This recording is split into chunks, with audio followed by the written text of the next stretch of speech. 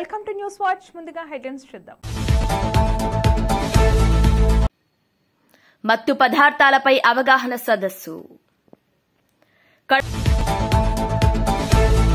కడప జిల్లా బద్వేల్ పట్టణంలో 4 రోడ్ల కూడలి వద్ద మాదక ద్రవ్యాల వినియోగంపై విద్యార్థులకు, యువతకు అవగాహన కల్పించిన పోలీసులు.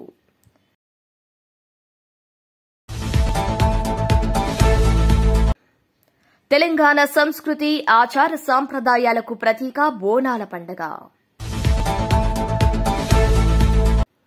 బొగ్గు బట్టీల అనుమతి కోసం 15,000 రూపాయల లంచం డిమాండ్ చేసి ఏసీబీ వలకు చిక్కిన గ్రామ కార్యదర్శి.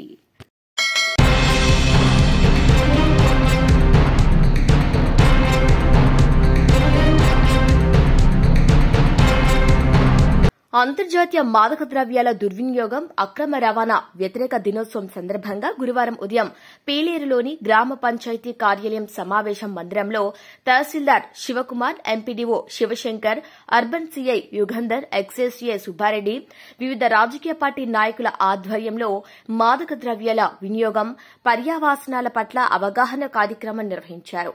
గంజాయి వినియోగాన్ని అరికట్టేందుకు ఉక్కుపాదం మోపటంతో పాటు డ్రగ్స్ నిర్మూలనకు చరమగీతం పాడేందుకు ప్రతి ఒక్కరూ కృషి చేయాలని, యువతకు అవగాహన కల్పించాలని, ఈగల్ చట్టం తీసుకురావచ్చని అన్నారు.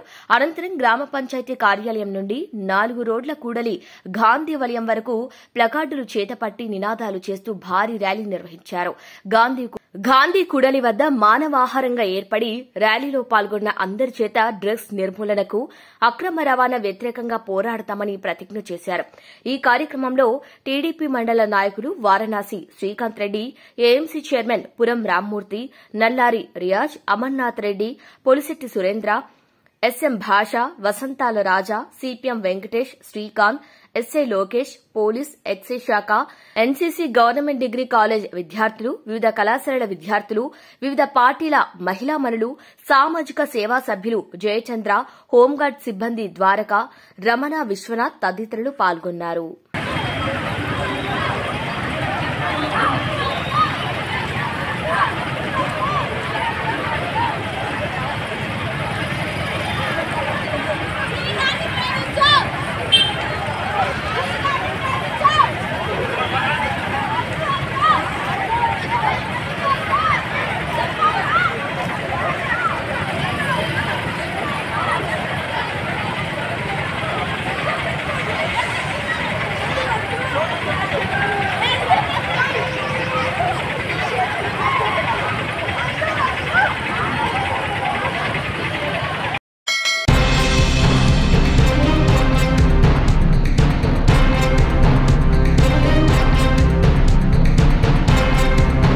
చేగుంట మండల కేంద్రంలో ప్రధాన రహదారిపై Chegunta inspector of police Chaitanya Kumar Reddy ఆధ్వర్యంలో పోలీస్ అధికారులు మత్తు పదార్థాలపై అవగాహన సదస్సును భారీ ఎత్తున ర్యాలీ నిర్వహించారు. పోలీస్ స్టేషన్ మొదలుకొని 2 కిలోమీటర్ల దూరం చేగుంట బస్టాండ్ నుండి గాంధీ విగ్రహం వరకు ర్యాలీ చేశారు. ఈ సందర్భంగా చేగుంట మండల inspector of police Chaitanya Kumar Reddy మాట్లాడుతూ ప్రజలు మత్తు పదార్థాలకు దూరంగా ఉండాలని, మత్తు పదార్థాలకు బానిస కావద్దని, ఆరోగ్యాన్ని కాపాడుకోవాలని, ఆరోగ్యమే మహాబలమని అన్నారు. ఆరోగ్యానికి గురి కావద్దని తెలిపారు. ఈ కార్యక్రమంలో చేగుంట మండల స్కూల్, ప్రభుత్వ పాఠశాల విద్యార్థులు మరియు చేగుంట మండల అంగన్వాడీ టీచర్లు మరియు మండల పోలీస్ సిబ్బంది అధికారులు పాల్గొన్నారు.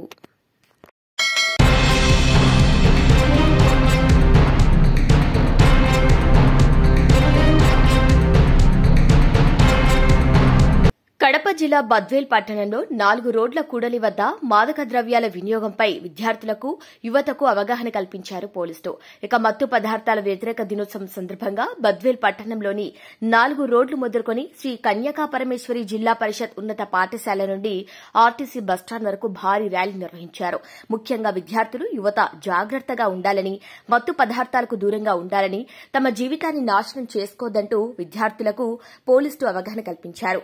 ఈ ర్యాలీలో రెవెన్యూ మరియు పోలీసులు, విద్యార్థులు పాల్గొని ఈ కార్యక్రమాన్ని జయప్రదం చేశారు.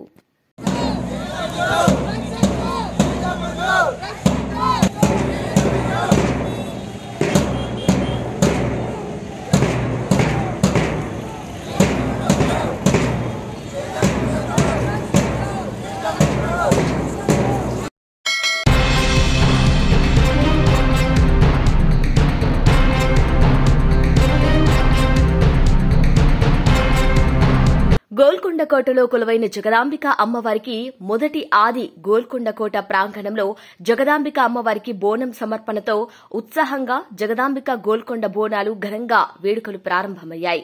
ఘోషలతో డప్పుల సందడితో భక్తి రసంతో మేళవించి తెలంగాణ పూల పాటలా మారిపోయింది. గోల్కొండ జై జగదాంబికామాత అమ్మవారికి బోనాలు అంగరంగ వైభవంగా శివశక్తులతో ఘనంగా పోతురాజులతో అమ్మవారికి మొదటి రోజు బోనాలు కొలువుదీరాయి.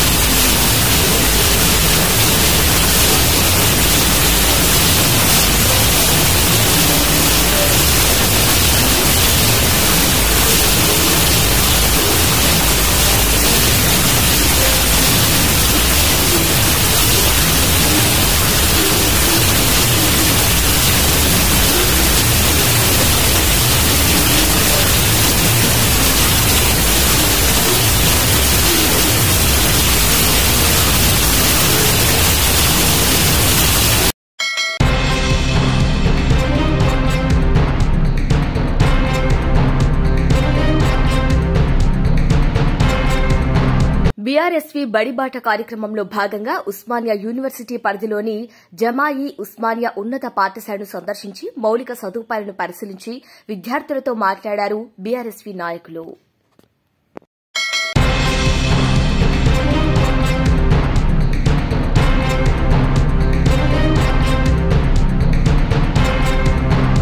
సూర్యాపేట జిల్లా పెన్పహాడ్ మండలం నాగులపాటి అన్నారం గ్రామానికి చెందిన గ్రామ కార్యదర్శి సతీష్ కుమార్ గ్రామానికి చెందిన ఒక బొగ్గుబట్టి వ్యాపారికి అనుమతుల కోసం 15,000 రూపాయలు లంచం డిమాండ్ చేశాడు. చివరకు 8,000 రూపాయలు ఇచ్చేందుకు అంగీకారం కుదుర్చుకున్న అనంతరం బాధితుడు ఏసీబీ అధికారులను ఆశ్రయించాడు. బాధితుడి నుండి అన్ని ఆధారాలు సేకరించిన అవినీతి నిరోధక శాఖ అధికారులు ఈ రోజు అన్నారం గ్రామ పంచాయతీ కార్యాలయంలో కార్యదర్శి సతీష్ కుమార్ ను విచారించి అరెస్టు చేశారు. ఓకే,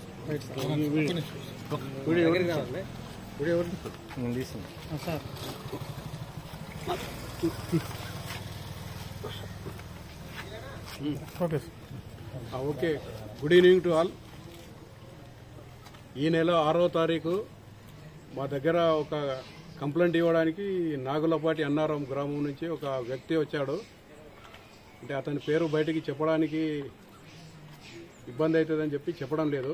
అతను వచ్చి ఈ నాగులపాటి అన్నారం గ్రామ పంచాయతీ కార్యదర్శి, ఆ కార్యదర్శి దగ్గరికి వెళ్ళి ఎన్ఓసి గురించి, ఎన్ఓసి దేనికంటే ఒకటి బొగ్గుల బట్టి పెట్టడానికి ఎన్ఓసి కావాలి. ఆ ఎన్ఓసి ఇస్తేనే ఫారెస్ట్ డిపార్ట్మెంట్ వాళ్ళు పర్మిషన్ ఇస్తారు. ఆ ఎన్ఓసి గురించి పంచాయతీ కార్యదర్శి సతీష్ గారి దగ్గరికి వస్తే అప్పుడు కార్యదర్శి గారు 15,000 డబ్బులు ఇస్తేనే ఎన్ఓసి ఇస్తా అని చెప్పి ఆయనకు చెప్పాడు. చెప్తే దానికి కంప్లైంట్ అన్ని డబ్బులు లేవు నా దగ్గర అని చెప్తే 8,000కు తగ్గించి కార్యదర్శి గారు 8,000 ఇవ్వండి మీకు ఎన్ఓసి ఇస్తా అని చెప్పి చెప్పడం జరిగింది. అది చెప్పిన తర్వాత ఆ కంప్లైంట్ ఎవరిచ్చారో ఆయన మా దగ్గరకు వచ్చి ఇట్లా కార్యదర్శి గారికి ఇవ్వాల్సిన డబ్బులు 8,000 నా దగ్గర లేవు, నాకు ఇవ్వడం ఇష్టం లేదు కాబట్టి మీకు కంప్లైంట్ ఇస్తున్నామని చెప్పి మాకు కంప్లైంట్ ఇవ్వడం జరిగింది. ఆ కంప్లైంట్ను మేము వెరిఫై చేసి ఎవిడెన్స్ ఆడియో వీడియో కలెక్ట్ చేసి ఆ కార్యదర్శి గారు డిమాండ్ చేసిన లంచం అమౌంట్ 8,000 కరెక్టే అని తెలిసిన తర్వాత మేము పై ఆఫీసర్ల దగ్గర పర్మిషన్ తీసుకొని కేసు రిజిస్టర్ చేశాం. ఏసీబీ నల్గొండ రేంజ్ ఆఫీసులో కేసు రిజిస్టర్ చేశాము. రిజిస్టర్ చేసి ఈరోజు ఈ కార్యదర్శి గారి ఆఫీస్కి వచ్చి ఆయన్ని పట్టుకోవడం జరిగింది. పట్టుకొని ఈ ఈ సచివాలయంలో ఉన్న రికార్డ్స్ అన్ని వెరిఫై చేస్తున్నాము. తర్వాత ఎంప్లాయీస్ను మిగతా వాళ్ళ పై ఆఫీసర్ల స్టేట్మెంట్ కూడా రికార్డు చేస్తున్నాము. ఈ దర్యాప్తులో తెలిసింది ఏమంటే కార్యదర్శి గారు తాను చేయాల్సిన అఫీషియల్ డ్యూటీ చేయకుండా కంప్లైంట్ను లంచం డబ్బులు 8,000 అడిగి అతను ఇస్తలేడు కాబట్టి ఆ పని ఎన్ఓసి ఇవ్వకుండా ఆయన్ని 2 నెలల నుంచి తింపుతున్నాడని చెప్పి కంప్లైంట్ ఇచ్చాడు. దాని మీద కేసు ఈరోజు చేశాము. చేసి ఆ కార్యదర్శి గారిని కస్టడీలోకి తీసుకొని ఆయన్ని రేపు కోర్టులో ప్రొడ్యూస్ చేస్తాం. Okay, that's it. ఓకే, పై అధికారులు ఎవరు లేరు, ఓన్లీ కార్యదర్శి ఉన్నారు ఇందులో. దీని తర్వాత మీకు మీ ద్వారా ప్రజలందరికీ తెలియజేసేది ఏమంటే ఎవరైనా పబ్లిక్ సర్వెంట్ గవర్నమెంట్ అఫీషియల్ వాళ్ళు చేయాల్సిన పని చేయకుండా పబ్లిక్ దగ్గర డబ్బులు లంచం బ్రైబ్ డిమాండ్ చేస్తే ఏసీబీ టోల్ ఫ్రీ నంబర్ ఉంటుంది 1064. తర్వాత ఏసీబీ ఫేస్బుక్ ఉంటుంది, ట్విట్టర్ ఉంటుంది. వాటికి కంప్లైంట్ చేయొచ్చు. ఆ కంప్లైంట్ చేసిన వాళ్ళ పేర్లు ఎవరికి చెప్పకుండా బయటికి రాకుండా ఎవరి మీద అయితే కంప్లైంట్ ఇస్తారో వారిపైన చట్ట ప్రకారం విచారణ చేసి చర్యలు తీసుకుంటాము. కాబట్టి ఆ టోల్ ఫ్రీ నంబర్ అనేది 106 వరకు ఏదైనా కంప్లైంట్ ఉంటే ఆ నంబర్కు మాట్లాడాలని రిక్వెస్ట్ చేస్తున్నాను. ఓకే, ఇంకా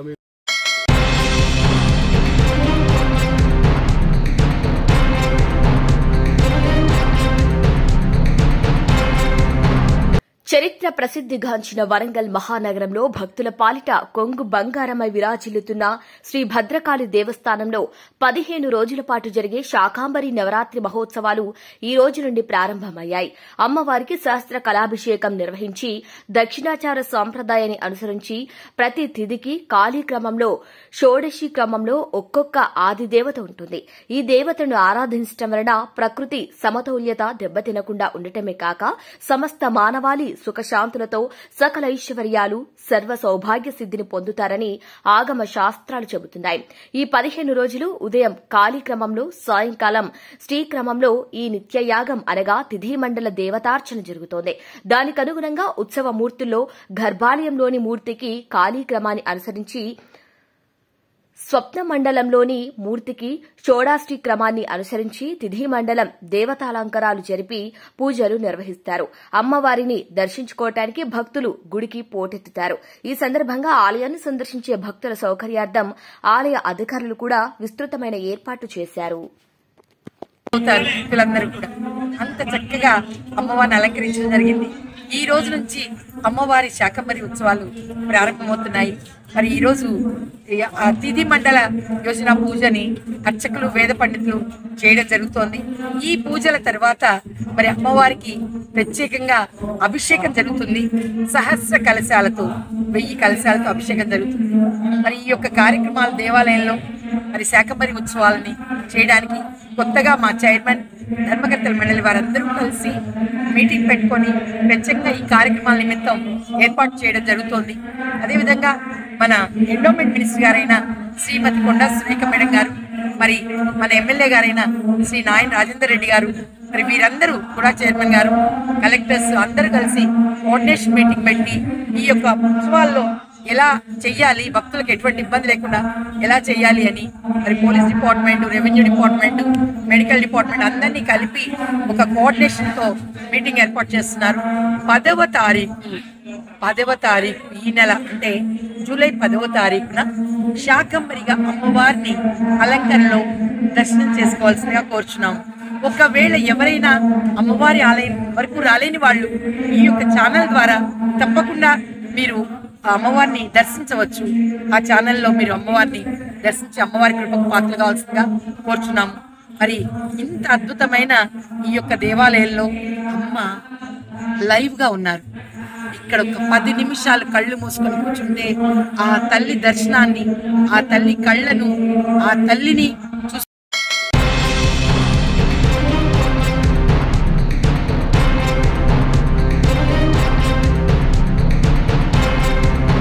బులెటిన్ ముగించే ముందు హెడ్లైన్స్ మరొకసారి.